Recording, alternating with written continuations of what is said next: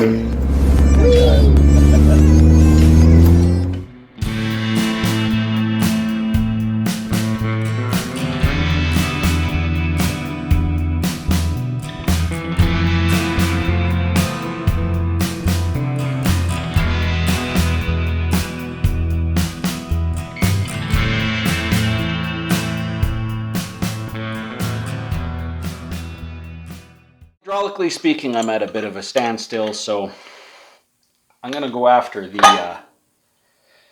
carburetor next here and try and sort out. It is leaking up in here, so I think probably just the needle is sticking. We'll see what's up in here. It's pretty straightforward to pull this guy off of here, so might as well tackle it. Oh, that's been on there a long time.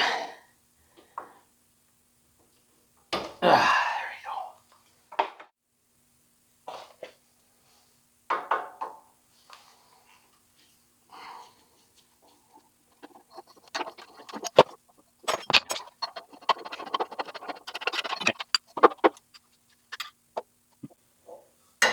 I have a feeling that's not a factory Robertson screw holding that choke cable on.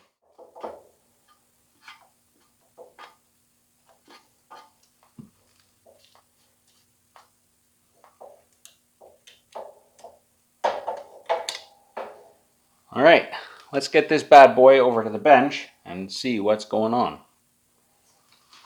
So what we have here is a Briggs & Stratton branded carburetor. I'm not going to tell you that I'm any kind of expert on this thing or that I know what's going on with it, because I absolutely am not, and I just don't know.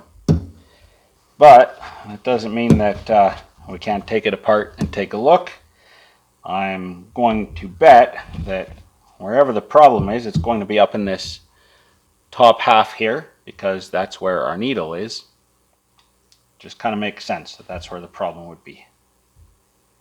Somebody's been in here before. This is the side towards the engine, and it says on and off over here. I guess they're referring to the choke. Let's take it apart.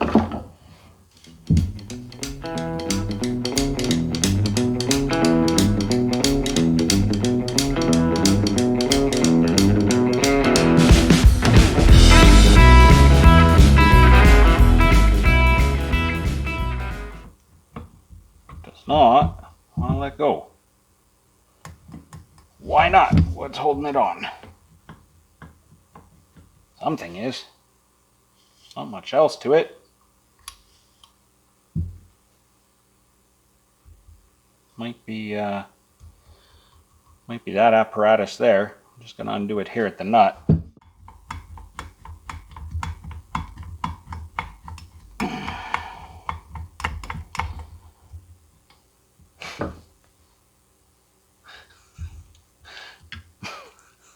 My spider friend's back.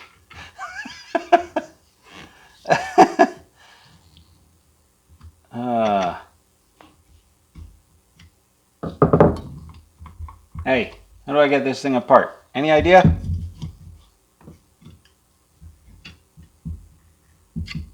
Some help you are. There's like a brass tube inside here that runs basically from here. Oh.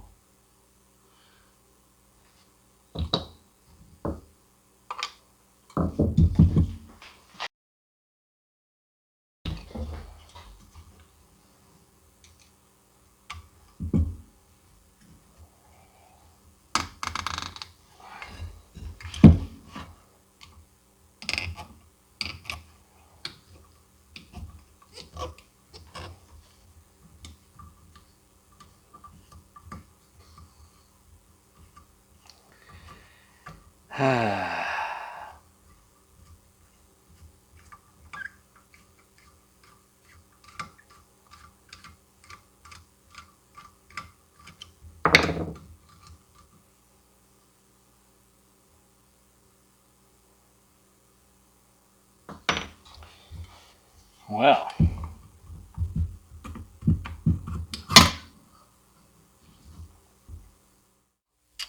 was just about to head inside and I noticed this. You can see the wet spots on the float here. And if I wipe them off,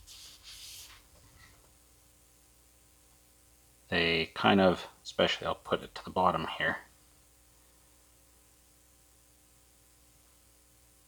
they immediately come back. And what that tells me is that in those 4 spots especially, and there's a spot here on the top, at least one spot on the top,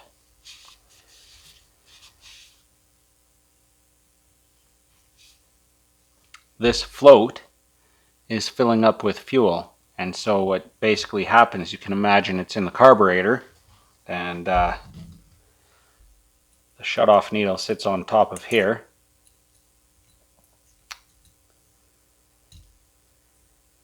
And the idea is that this float sits inside this bowl and it just pivots, so when the fuel is low, it moves down and it drops this needle out of the bottom of this inlet, and that allows fuel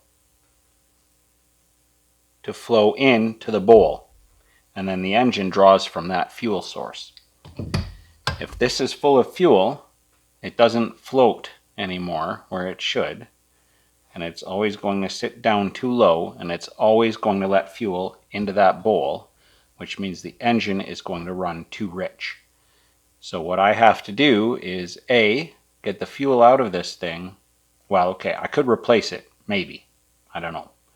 Modern ones are made of plastic. The plastic floats. They're not, they don't get filled like this.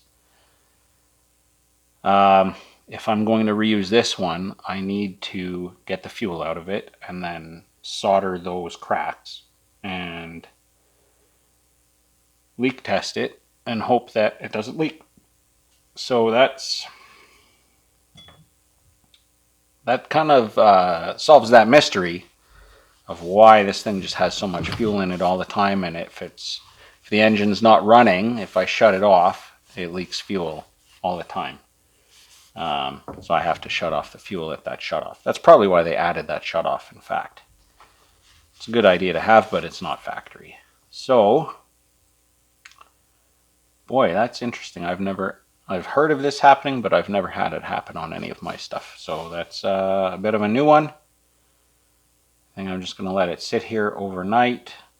Well, it's going to sit here till I get back to it.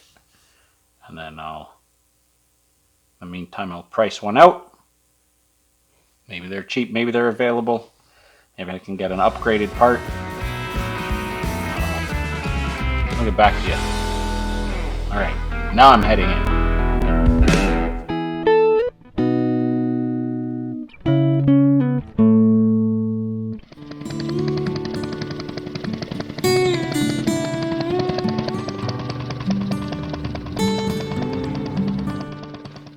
Alright, so what are we on today? Day 4 here.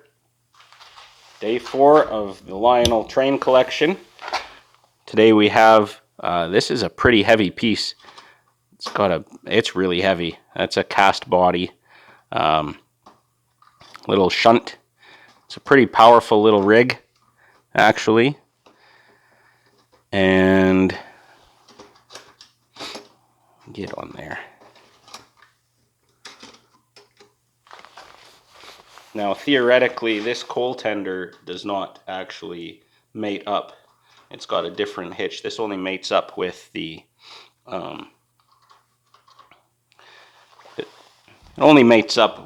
steam locomotive types, but I wanted to show you this one. This actually goes with the other locomotive from the other day, and it has power pickups, and I'm honestly not too sure why.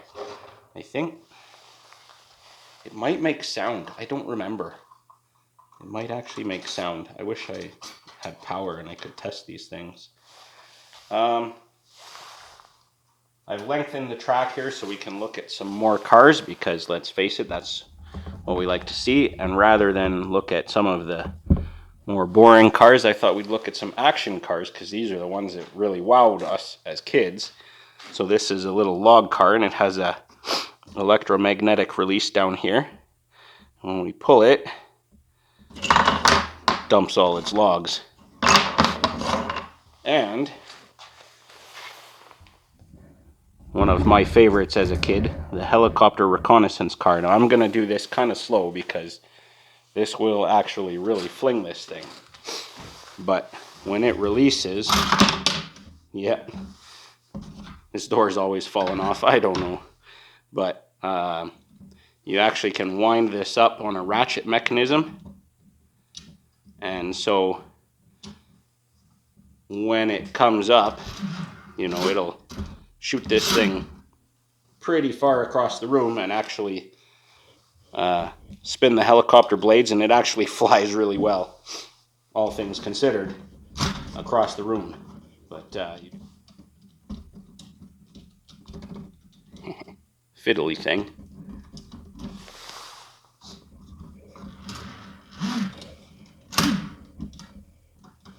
All right.